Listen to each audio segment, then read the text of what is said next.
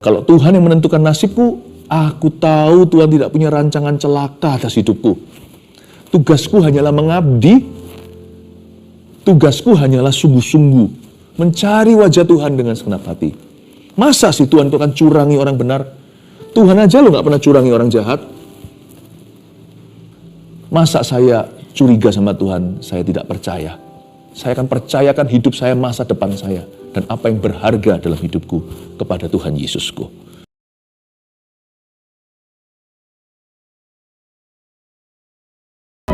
Haleluya Tuhan, dalam hadirat-Mu kami sungguh merasa lega.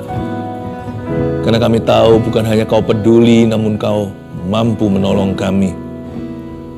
Kami undang kuasa-Mu turun ya Tuhan, untuk menjamah setiap hati yang susah, yang sedih, dan mengangkat setiap orang yang sedang merasa sudah terpuruk di bawah dalam kehidupan. Kau beri semangat yang baru. Urapi lidah bibir hamba-Mu Tuhan untuk memberi semangat baru bagi mereka yang patah hati. Dan tapi beri kami semua telinga seorang murid untuk dengar-dengaran dengan Roh Kudus. Sembunyikan hamba-Mu di balik salib Kristus. Terpujilah nama Bapa dalam nama Yesus. Haleluya. Amin. Amin. Ketika saya mempersiapkan tuh hari ini, waktu saya berdoa, Tuhan wahyukan sesuatu. Tuhan nyatakan keadaan hati banyak di antara keluarga saat teduh minggu ini, khususnya minggu-minggu 1-2 minggu ini, banyak sekali di antara Anda yang tanpa janjian sedang putus asa semua. Entah kenapa. Alasannya tentu beda-beda. Tapi lagi lesu dan berbeban berat. Lagi nggak semangat. Ada yang alasannya itu nyata, ada pula yang alasannya itu nggak jelas. Saya bisa merasakan itu beban berat Anda waktu saya sedang berdoa. Tapi saya tahu Tuhan Yesus itu memberi satu pesan untuk membebaskanmu, memerdekakanmu. Makanya itu pesan hari ini yang saya bawakan, saya kasih judul pesan yang menambah semangat hidup. Jikalau ada di antara Anda yang putus asa dengan diri sendiri apalagi, dan yang kecewa dengan kehidupan, maka saat teduh bersama yang episode saat ini, it's really for you, sungguh-sungguh untuk dirimu. Baik Anda yang menyaksikan secara live atau nanti karena berhalangan, nanti saksikan tayangan ulang. Bagi Tuhan, setiap kali Anda menyaksikannya itu alive. Karena Tuhan Yesus itu hidup. Dia berbicara sekarang di waktu kairosnya untuk setiap Anda. Pengkhotbah pasal yang ke-9 ayat 1-6 saya baca dulu. Dan setiap nanti rema-rema yang Anda dapatkan hari ini dari poin-poin yang saya beri, itu akan menambah semangat hidupmu. Dan saya percaya mujizat pasti terjadi. Sesungguhnya semua ini telah kuperhatikan, kata pengkhotbah.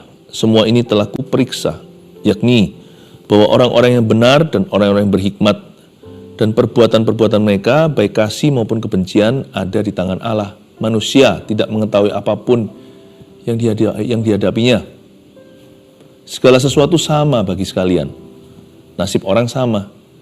Baik orang yang benar maupun orang yang fasik, orang yang baik maupun orang yang jahat, orang yang tahir maupun orang yang najis, orang yang mempersembahkan korban maupun yang tidak mempersembahkan korban. Sebagaimana orang yang baik, begitu pula orang yang berdosa. Sebagaimana orang yang bersumpah, begitu pula orang yang takut untuk bersumpah. Inilah yang celaka dalam segala sesuatu yang terjadi di bawah matahari. Nasib semua orang sama. Hati anak-anak manusia pun penuh dengan kejahatan, dan kebebalan ada dalam hati mereka seumur hidup. Dan kemudian mereka menuju alam orang mati. Tapi siapa yang termasuk orang hidup mempunyai harapan. Karena anjing yang hidup lebih baik daripada singa yang mati. Karena orang-orang yang hidup tahu bahwa mereka akan mati. Tapi orang yang mati tahu apa? Tidak tahu apa-apa. Tak ada upah lagi bagi mereka. Bahkan kenangan pada mereka sudah lenyap. Baik kasih mereka maupun kebencian dan kecemburuan mereka sudah lama hilang. Dan untuk selama-lamanya, tak ada lagi bahagian mereka dalam segala sesuatu yang terjadi di bawah matahari. Sekilas kita baca 6 ayat ini seperti terdengar pesimis. Kalau kita membacanya dengan roh yang salah. Firman Tuhan itu selalu memberi semangat, tidak pernah mematahkannya. Termasuk kitab pengkhotbah. Justru Tuhan taruh di balik, disamarkan di balik nada-nada pesimis ini ada pesan-pesan yang sangat optimis kalau kita membacanya bersama roh Tuhan. Pengkhotbah ini bicara kepada orang-orang yang hidupnya di luar Kristus, maka dia berlaku mentah-mentah. Ini sebagai peringatan hidupmu itu akan sia-sia. Kau tidak punya tujuan. Apa yang menjadi makna kehidupan? Tapi kalau kita membacanya dari sisi yang terbalik, kita sebagai orang yang diselamatkan, yang sekarang sudah punya persekutuan dengan Tuhan Yesus, kita pengkhotbah membuat kita merasa, I'm so lucky, aku sungguh beruntung punya Tuhan. Di balik nada pesimisnya itu, di balik itu kita melihat bahwa kita tidak seperti itu karena kita punya Yesus. Kita punya makna. Mari kita sekarang renungkan ayat per ayat. Pesan ini akan menambah semangat. Sesungguhnya semua ini telah kuperhatikan. Maksudnya semua ini telah kuperhatikan itu bukan berarti kita disuruh memperhatikan semua. Nanti kebingungan. Bayangkan kalau seorang pasien pergi ke dokter, semua dokter dicoba. Nanti opini beda, dia malah nggak tahu bagaimana mengambil keputusan. Bukan berarti segala sesuatu patut kau pikirkan. Nanti berat pikirannya, nanti jadi stres yang luar biasa. Semua ini telah kuperhatikan itu, maksudnya pilih-pilih apa yang kau perhatikan. Karena kita ini punya kapasitas yang terbatas. Kalau kita harus memperhatikan sesuatu, perhatikan yang penting-penting. Dari semua yang penting, yang terpenting adalah memperhatikan firman Tuhan. Sesungguhnya semua ini telah kuperhatikan, kata Salomo. Semua ini telah kuperiksa. Nggak hanya diperhatikan, tapi sungguh-sungguh diperiksa. Yakni bahwa orang-orang yang benar dan orang-orang yang berhikmat dan perbuatan mereka, baik kasih maupun kebencian, ada di tangan Allah. Oh, hidup kita itu di tangan Tuhan, perhatikan itu. Orang yang benar itu loh, orang yang berhikmat, perbuatan mereka, kasihnya maupun kebencian. Ini bukan benci yang merupakan dosa. Apa yang kita suka, apa yang kita nggak suka, apa yang kita senang, apa yang kita benci. Hidup kita itu di tangannya Allah. Suka dan duka, itu maksudnya. Itu perhatikan. Ku di tanganmu. Nah, perhatikan itu. Ku di hatimu, di pikiranmu, di rencanamu. Tak pernah ku sendiri. Ku di tanganmu, ku di hatimu, di pikiranmu, di rencanamu. Tak pernah ditinggalkan. Di pikiranmu, di rencanamu, tak pernah ditinggalkan. Kalau kita tahu kita di tangan siapa, manusia tidak mengetahui apapun yang dihadapinya, kalimat terakhir itu tidak menjadi kutukan. Pernah lihat nggak bayi dipegang sama papanya? Padahal itu di jalanan, dia aman, asal ayahnya yang menggendongnya. Bayi nggak perlu tahu terlalu banyak. Dia juga nggak nangis tuh. Saya pernah lihat seorang ayah pegang anaknya waktu ada di mall. Aduh, saya lihat itu bayi kayaknya baru lahir, itu masih newborn. Itu bukan balita 5 tahun atau batita 3 tahun. Itu bayi yang masih kemerah-merahan, diajak keluar, gitu ya. Tapi aman tuh, nggak mungkin kan ayahnya jatuhkan. Manusia nggak mengetahui apapun yang dihadapinya, it's okay kalau kita punya Tuhan. Jangankan ke depan. Hidup kekal aja kita tahu kok kita kemana. Meskipun kita nggak tahu segala sesuatu apa yang menanti kita. Kalau Yesus hidup, dia pegang hari esok. Katakan amin. Jangan kita panik. Dalam Kristus itu satu hal ini nggak pernah dihapus. Kita selalu punya hari depan.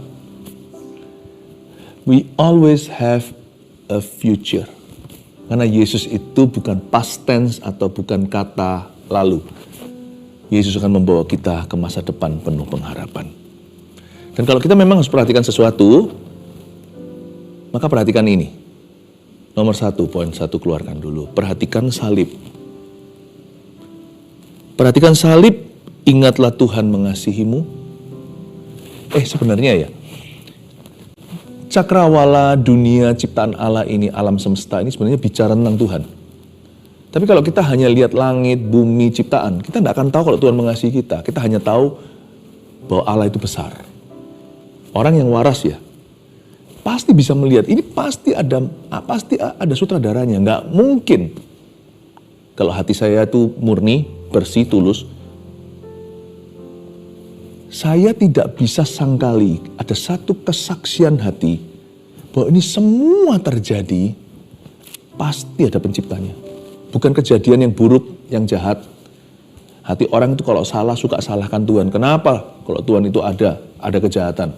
Tunggu dulu. Jangan selidiki lebih lanjut. Selidiki dulu level 1. Waktu Anda melihat keindahan, jangan lihat manusianya. Mungkin ada manusia yang busuk. Ada orang yang merusak. Ya, ada bencana. Tapi kalau Anda lihat mentahannya, alam semesta ini diciptakan pada mulanya. Semua itu baik. Kalau Anda lihat kupu-kupu, strip garisnya, dengan kupu yang satu. Wih. Di daratan, ada yang namanya kuda. Itu loh kuda yang ditunggangi orang. Di lautan ada kuda laut. Bisa kan Anda lihat kemiripannya waktu saya melihat kuda laut itu di akuarium. Saya lihat, saya berkata, Tuhan kau ajaib ya, Tuhan itu ada, kok bisa ya. Banyak manusia gak percaya bahwa Tuhan itu ada. Sehingga mereka menyembah yang bukan Allah. Waktu saya lihat loh tuh, plek, mirip, persis sama kuda di daratan, yang satu kuda laut. Kok bisa ya Tuhan itu buat. Tapi kalau kita melihat semata-mata alam semesta, kita gak bisa ketemu. Kita tidak bisa merasakan kasihnya. Kita hanya bisa merasakan kebesarannya dan keagungannya. Tapi kalau kita selidiki dan perhatikan salib, kalau kita sungguh-sungguh merenungkan Injil, bagaimana Yesus mati di Kalvari atau di Gunung Golgota itu untuk Anda dan saya, maka kita akan menemukan kasihnya. Setiap kali Anda ragu, setiap kali Anda sedih, putus asa, kecewa, perhatikan apa?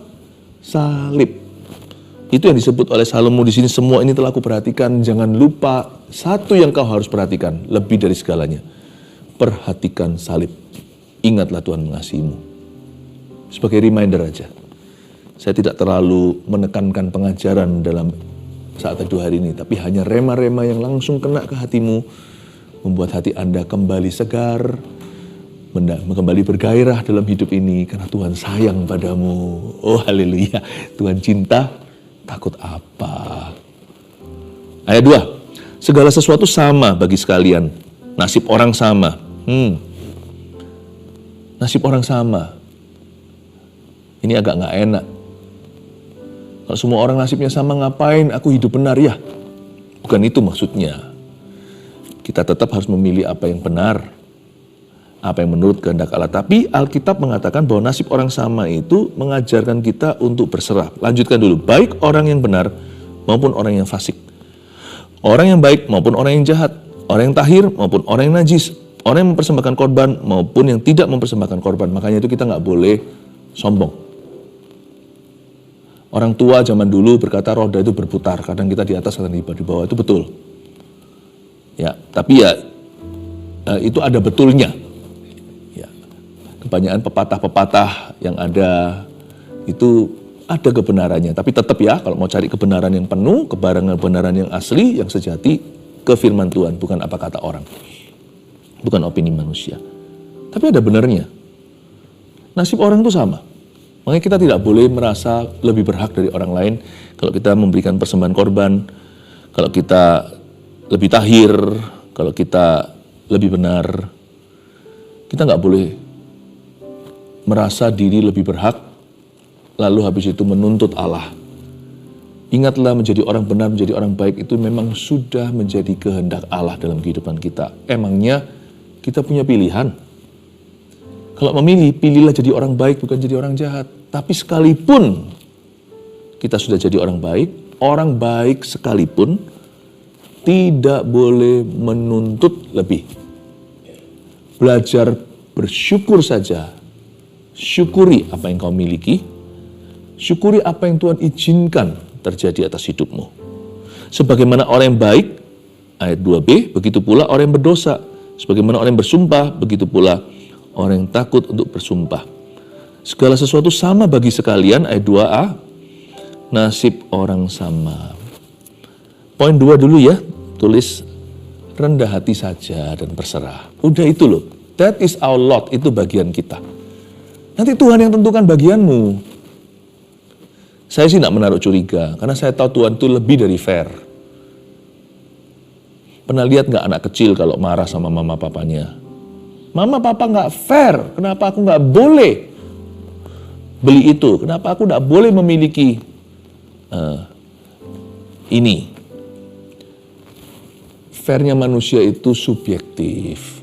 Fairnya manusia itu tergantung situasi, kondisi, dan mood hati. Tuhan kita itu adil. Bukan berarti orang baik benar itu selalu ngalami hanya yang baik. Tapi Tuhan tidak akan membiarkan orang jahat tidak dihukum, itu pasti. Baik di sini atau di akhirat, pasti cepat lambat. Orang baik, orang benar itu sekalipun harus melakukan bagiannya di hidup ini karena memang Tuhan menghendaki kita jadi benar. Tapi meskipun demikian, Tuhan juga tidak akan melupakan upahnya. Jadi orang yang percaya, jangan taruh rasa curiga. Rendah hati saja dan belajar berserah. Percayalah, Tuhan pasti menentukan bagian terbaik untuk kita. Meskipun hidup itu bukanlah tanpa masalah, I believe my God is good. Saya percaya Allah itu baik. Segala sesuatu sama bagi sekalian, nasib orang sama itu justru saya sambut secara optimis, bukan pesimis. Karena kalau Tuhan yang menentukan nasibku, aku tahu Tuhan tidak punya rancangan celaka atas hidupku. Tugasku hanyalah mengabdi, tugasku hanyalah sungguh-sungguh mencari wajah Tuhan dengan segenap hati. Masa sih Tuhan itu akan curangi orang benar? Tuhan aja lo gak pernah curangi orang jahat. Masa saya curiga sama Tuhan, saya tidak percaya. Saya akan percayakan hidup saya, masa depan saya, dan apa yang berharga dalam hidupku kepada Tuhan Yesusku. Tuhan yang menentukan nasib. Nasib orang sama itu berarti apalagi nasibku ditentukan oleh Allah. Tugasku cuma satu, ingat peran kita. Rendah hati saja, plus berserah. Udah berserah aja. Just surrender to God. Ayat 3. Inilah yang celaka dalam segala sesuatu yang terjadi di bawah matahari. Nasib semua orang sama. Diulang ya tadi ya ini ya. Hati anak-anak manusia pun penuh dengan kejahatan. Nah, itu pilihan. Dan kebebalan ada dalam hati mereka seumur hidup. Sekali lagi, itu pilihan mereka.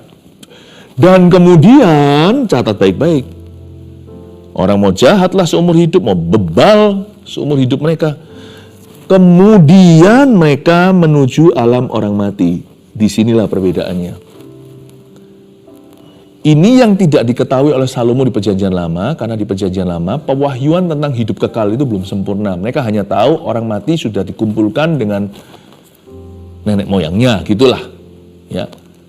Jadi bahasa yang sering dipakai oleh raja-raja, aku akan dikumpulkan bersama dengan bapak-bapakku. Itu orang Israel kalau bilang soal mati itu begitu. Karena mereka tidak tahu. Karena di zaman Perjanjian Lama belum diwahyukan secara jelas sekali sorga dan neraka. Meskipun ada hints, ada yang namanya selentingan tentang sorga dan neraka di kitab Kejadian sampai Maleaki itu dari waktu ke waktu. Namun tidak sejelas Perjanjian Baru ketika Yesus berkata, di rumah Bapakku ada banyak tempat tinggal. Kalau tidak demikian, aku pasti mengatakan. Aku pergi ke situ, menyediakan tempat bagimu, supaya di mana aku berada, kamu berada. Kemana aku pergi, kamu tahu jalan ke situ. Yesus dengan jelas, dengan apa adanya, tanpa perumpamaan berkata, akulah jalan, kebenaran dan hidup, tidak seorang pun dapat datang pada Bapa, kecuali melalui aku. Lalu masih banyak lagi dalam peringatan-peringatan Tuhan. Jangan takut kepada manusia yang bisa membinasakan tubuh, takutlah kepada Tuhan yang bisa melemparkan baik tubuh maupun jiwa seseorang, yaitu rohnya, masuk ke dalam api penghakiman. Belum lagi nanti kitab Wahyu, surga digambarkan tempat yang ada sungai kehidupan. Mereka berjubah putih semuanya, menaikkan puji-pujian bagi anak domba Allah. Jadi jelas ya. Tapi begitupun Roh Kudus tetap menyatakan bahwa hidup itu dan pilihan hidup kita itu nanti akan menentukan hari mati kita. Inilah celaka. Karena lanjutan dari ayat 3, manusia penuh jahat, bebal seumur hidup. Kemudian, kemudian mereka menuju alam orang mati itu seperti sebuah warning. You shall see God. Kamu akan lihat Tuhan. Kamu akan ketemu sama Allah penciptamu. Lalu berhenti di situ, titik, bukan koma. Karena Salomo tidak tahu selebih dari itu. Tetapi kita di perjanjian baru, kita tahu selebihnya. Begini apa yang kita bisa temukan di ayat 3. Di ayat 3 ini kita bisa temukan sesuatu bahwa satu-satunya yang tidak pasti, satu-satunya kepastian dalam hidup ini mau tahu apa? Yaitu ketidakpastian. Itu yang disebut inilah celaka dalam segala sesuatu yang terjadi di bawah matahari. Nasib semua orang sama. Ketidakpastian dalam hidup ini adalah satu-satu hal, satu-satunya yang pasti di hidup ini. Dalam hidup kita. Itulah sebabnya kita butuh Tuhan Yesus. Orang yang menyembah Tuhan, yang terima Tuhan itu bukan hanya punya Tuhan untuk hidup sekarang, tapi hidup yang akan datang, hidup kekal. Makanya orang yang punya Yesus, menerima Yesus itu orang yang beruntung sekali. Orang itu beruntung bukan hanya sementara, tapi secara kekal. Makanya itu Tuhan Yesus selalu ingatkan murid-muridnya, kamu kalau sukacita, jangan sukacita untuk mujizat. Mujizat itu setelah orang sembuh, dia tetap akan mati nanti suatu hari. Kalau kamu sukacita itu, sukacitalah namamu tertulis dalam kitab kehidupan anak domba. Dan Yesus pernah berkata sama muridnya, jangan takut, di dunia ini kamu akan mengalami banyak pencobaan, bahkan kesusahan. Tapi kuatkan hatimu, aku telah mengalahkan dunia. Tidak ada yang bisa memisahkan kita dari kasih Yesus Kristus. Baik kematian, kehidupan, malaikat, setan. Pengalaman baik, pengalaman buruk. Itu tercatat di surat Paulus. Sekalipun hidup ini menyimpan berbagai ketidakpastian, tapi orang yang terima Tuhan punya satu hal yang pasti. Tangan Tuhan akan menyertai orang itu. Baik di bukitnya maupun di lembah, Tuhan akan menjadi porsi hidupnya. Oleh karena itu kita mesti harus hati-hati. Tugas kita itu ada. Kita jangan seperti orang-orang yang disebut oleh Salomo di sini. Hati manusia yang penuh dengan kejahatan, kebebalan ada di hati mereka seumur hidup mereka. Dan kemudian lalu mereka menuju alam orang mati. Poin ketiga. Saya kasih semangat supaya kita itu termotivasi untuk membuat keputusan yang benar, yang baik, yang berkenan pada Tuhan. Lakukan yang terbaik. Upah kekal di sorga menantimu. Simple kan? Tuhan tidak nuntut lebih dari ini kok. Hidup kita sementara di bumi. Just do your best. Bukan melakukan terbaik menurut versimu. Lakukan yang terbaik menurut versi firman. Hiduplah dalam takut akan Tuhan. Lakukan yang terbaik. Just do your best. Tidak ada orang tua yang sempurna. Tapi kalau Anda mendidik anak Anda, didiklah dalam takut akan Tuhan. Didiklah dalam firman. Udah selebihnya serahkan ke Tuhan. Untuk setiap perbuatan baikmu, sekalipun seharusnya, sepatutnya, seyogyanya kita melakukannya, tapi Tuhan tidak akan pernah melupakan upah orang benar. Seperti lagu sekolah minggu itu, tanganku kerja buat Tuhan, mulutku puji namanya, kakiku berjalan cari jiwa, upahku besar di sorga. Itu ada benarnya. Ayat 4. Tetapi siapa yang termasuk orang hidup mempunyai harapan? Karena anjing yang hidup lebih baik daripada singa yang mati. Ini ilustrasi yang dahsyat sekali. Anjing sama singa siapa? Raja rimba, ya singa lah. Anjing itu kan dianggap, apalagi kalau anjing geladak, anjing yang tidak bertuan, itu kan seperti pengemis jalanan. Maksudnya, dia hanya cari remah-remah. Anjing sama singa, mana lebih royalti? Ya singa. Tapi kalau saya suruh pilih, saya mending jadi anjing yang hidup daripada singa yang mati. Apa gunanya jadi bangkai singa? Mendingan jadi anjing yang berjuang untuk hidup sehari lagi. Hidup itu ada susahnya. Tapi jangan lupa hidup itu anugerah. Jangan kita ngomel, jangan kita kecewa. Bahkan anjing pun bisa makan dari remah-remahnya. Tuhan tuh masih simpan mujizat untuk orang susah. Jangan tiap hari mikir mati. Level yang moderat, level yang ringan, orang itu hanya patah semangat. Level yang berat, orang itu mau bunuh diri. Tapi ini sudah masuk di area orang kepingin mati. Nggak semangat hidup sama dengan buat apa aku hidup. Putus asa itu rasanya sudah seperti putus nyawa. Lesuh semangatnya itu sama dengan sudah menyerah. Tapi ya memang nggak pikirannya sampai bunuh diri atau apa. Tetapi yang berat di sini itu, ini sudah bahaya. Antara putus asa sampai kepingin mengakhiri hidupnya, itu kadang-kadang jalan tol kita nggak tahu. Tapi hari ini kita diajari satu hikmat. Kitab Pengkhotbah itu kitab hikmat soalnya. Yaitu di ayat 4. Gini ya. Di poin 4 aja dimunculkan dulu. Bisa hidup itu anugerah. Berkat Tuhan yang terindah. Jangan ngomel. Jangan mengeluh kurang-kurangnya hidup ini. Bisa hidup itu anugerah. Pernahkah Anda lihat orang yang ditinggal, seseorang meninggal, itu mereka satu keluarga nangis kalau bisa hidup sehari lagi tuh. Kekasih mereka atau orang yang mereka cintai bisa jadi orang tuanya. Wah, tragedi kalau anaknya yang mendahului, atau saudaranya, atau teman baiknya. Bisa hidup itu anugerah. Jangan sampai ada orang itu yang ditangisi tapi waktu dia hidup dia sia-siakan. Dia sendiri tidak bisa hargai hidupnya. Banyak orang masih menghargai hidupmu. Anda kalau hilang masih dicari. Sekalipun kalau di sini ada orang yang sebatang kara, hilang nggak dicari siapa-siapa, Tuhan masih mencarimu. Berarti your life is precious. Bisa hidup itu anugerah. Pernah lihat nggak orang yang sudah divonis penyakit yang mematikan? Sisa waktu 3 bulan.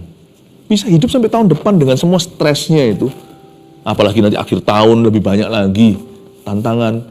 Aduh, harus mikirkan bayar itu, bayar ini. Don't forget, jangan lupa garis besar atau gambar besar big picture-nya. Your life is a gift. Bukan apa yang kau pakai, kau kendarai, apa yang kau miliki, apa yang kira-kira orang lain mikir apa ya tentang Anda. Bukan itu semuanya. Hapus semuanya itu, hidupmu sendiri itu adalah kasih karunia. Anugerah. Itu yang disebut anjing yang hidup lebih baik daripada singa yang mati. Hidupku itu loh, gagal terus, gagal total. Aku ini orang yang tidak punya harga diri. Jangan lupa, masih ada satu yang menghargaimu. Kok bisa? Iya. Untuk membeli Anda, dia bayar harga yang mahal. Dia membayar Anda lebih mahal daripada anaknya sendiri. Karena begitu besar kasih Allah akan dunia, ia mengaruniakan atau mengorbankan anaknya. Yesus Kristus supaya barang siapa percaya kepadanya, pada Yesus tidak binasa melainkan beroleh hidup yang kekal.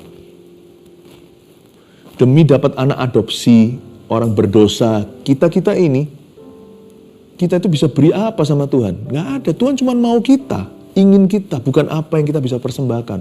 Itu nanti keluar dari kesadaran. Apa yang bisa kita lakukan, itu nanti episode lanjutan. Tapi waktu Tuhan beli kita, ransom atau benar-benar Tuhan itu tebus kita itu, kita nggak bisa apa-apa. Bayi itu belum bisa berguna, tapi sudah dicinta setengah mati oleh papa mamanya ketika Tuhan membeli kita di Kalvari. Harga kita lebih mahal seolah-olah daripada putranya sendiri. Demi dapat anak adopsi, Bapa korbankan putra anak Allah satu-satunya. Demi dapat kita, ganti Yesus. Coba pikirkan. Untuk dapat kita, Yesus, Eloi, Eloi, lama sabachthani, Yesus yang ditolak selama di atas kayu salib. Yesus yang dikorbankan untuk memperoleh kita. Akankah Anda lakukan itu demi menebus anak orang, anak adopsi, atau bahkan anak penjahat? Anda korbankan anak kandung sendiri? Itulah sebabnya orang tidak mungkin selamat masuk surga kalau Tuhan sudah kasih pemberian seperti itu ditolak, nggak ada jalan lain selain Yesus, percayalah. Itu penghinaan terbesar kepada Allah Bapa. Kalau kita tolak pemberian, pengorbanan putranya, dan kita bilang kita mau masuk surga lewat jalan lain, Bapa akan berkata, begitukah kau anggap anak Allah? Saya ingin untuk Anda mengerti ini, bahwa hidupmu itu so precious, sekalipun isi hidupmu tidak sempurna, banyak yang bisa Anda keluhkan, banyak kurang-kurangnya, tapi hidup Anda sendiri sudah dibeli dengan harga yang mahal, dengan darah yang suci, darah Putra Allah, Yesus Kristus. Karena begitu besar kasih Allah kepada dunia, Ia mengaruniakan anaknya yang tunggal, supaya barang siapa yang percaya kepadanya tidak binasa, melainkan beroleh hidup yang kekal. Ayat 5 dan ayat 6, karena orang-orang yang hidup tahu bahwa mereka akan mati, tetapi orang yang mati tak tahu apa-apa, tak ada upah lagi bagi mereka, bahkan kenangan pada mereka sudah lenyap. Ayat terakhir, baik kasih mereka maupun kebencian dan kecemburuan mereka sudah lama hilang, dan untuk selama-lamanya tak ada lagi bahagian mereka dalam segala sesuatu yang terjadi di bawah matahari. Garis bawahi, tak ada lagi bahagian mereka, artinya tidak ada lagi bagian mereka dalam segala sesuatu yang terjadi di bawah matahari. Orang mati udah nggak bisa lihat apa yang terjadi. Orang yang sudah meninggal dunia sebelum pandemi nggak ngerti kalau dunia sempat masuk COVID. Dan mereka nggak tahu sekarang perang tarif yang sedang terjadi. Karena mereka sudah mati, sudah meninggal 2 tahun yang lalu atau tahun yang lalu. Maksudnya begini loh, selama kita hidup, kita masih mengikuti. Berarti poin terakhir, catatlah, engkau masih berguna. Selama kita masih bisa mengikuti zaman, berarti Tuhan masih punya rencana atas hidup kita dan melalui hidup kita untuk orang lain. Engkau masih berguna. Tuhan masih membutuhkanmu. Sebenarnya Tuhan tidak perlu kita, tapi Tuhan masih membutuhkan kita. Bedanya apa? Tuhan sengaja menawarkan dirinya. Aku mau pakai kamu loh, kamu bersedia? Tuhan masih membutuhkanmu. Tapi Pastor Philip, ya itu kalau orang yang masih bagus ya kan, masih bisa berguna bagi Yesus. Aku ini udah bobrok, aku ini sudah rongsok, aku ini sudah rusak, hidup saya itu udah gak keruan. Orang paling rusak di dunia, kalau dia bertobat hari ini, orang bobrok pun jika dia bertobat masih ada gunanya. Tuhan bisa pakai kesaksian hidupnya sebagai contoh buat orang lain dan memperingatkan orang lain agar jangan melakukan hal yang sama. Kalau Anda dan saya merasa hidup kita itu sudah gak bisa lagi dipilih Tuhan, udah gak ada bagusnya, sudah hancur semuanya. No. Kalau Anda masih bisa mengikuti kabar berita hari ini, berarti Anda masih berguna. Dan jikalau kita bertobat dari dosa kita, Tuhan masih bisa memakai kita. Engkau masih berguna, Tuhan masih membutuhkan Anda. 5 poin sini Anda tulis sebagai rema yang Anda tangkap jikalau Anda hatinya sekarang kehilangan pegangan. Saya berdoa di dalam nama Yesus agar setiap hati yang berserah hari ini ketemu Tuhan dan disegarkan. Tuhan itu baik dan Tuhan masih memerlukan Anda. Tuhan mau memakai hidupmu secara luar biasa. Bergairahlah. Jesus loves you. Yesus mencintaimu. Haleluya. Kalau Anda merasa stuck dalam hidup ini atau terjebak dalam kehidupan Anda sendiri, Anda rasa maju kena, mundur kena, apapun yang menjadi persoalan hidup Anda tentunya, kalau spiritnya begitu di dalam dirimu lesu, letakkan tangan dulu di dadamu, izinkan saya mendoakan Anda. Ingat salib, Yesus mencintaimu. Tuhan, aku berdoa, Engkau angkat spirit mereka. Hati yang hancur, jiwa yang patah remuk, Kau pulihkan Tuhan, Kau tidak pandang hina. Jamah sekarang, dan biarkan tangan Tuhan sekarang ya Tuhan Yesus yang menggendong mereka. Ada di antara Anda yang sekarang merasa seperti dielus-elus di sebelah kepalanya, itu bukan rasa-rasaan. Tuhan sungguh-sungguh, sebab saya barusan ditunjukkan melihat seperti ada tangan yang membelai seseorang. Tuhan menggendongmu, Anda akan merasa enteng sekali, bukan secara fisik, maksudnya hati. Tiba-tiba terasa ringan, seperti Tuhan angkat padahal beban masalahnya masih ada di depan. Tuhan memberimu kekuatan baru. Terima kasih Tuhan Yesus. tetap diletakkan tangan di dadanya. Ada seorang yang sedang ulang tahun hari ini, tapi Anda sedang mengalami kesedihan luar biasa, Anda malah justru udah masuk ke depresi. Aku perintahkan agar jiwamu keluar dari kerangkeng gelap itu, dari penjara hati. Come out in Jesus' name.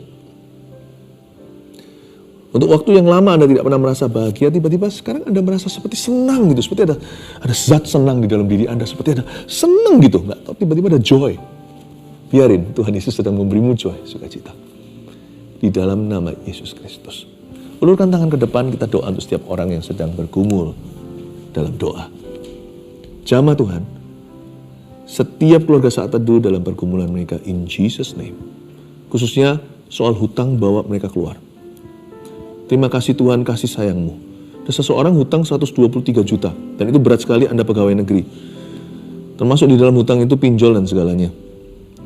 Tapi demikian firman Tuhan, dengar baik-baik, hutangmu itu akan benar-benar dipotong demikian rupa, Anda akan dapat kemurahan, Anda hanya cukup perlu membayar 30 sekian juta, hampir 35.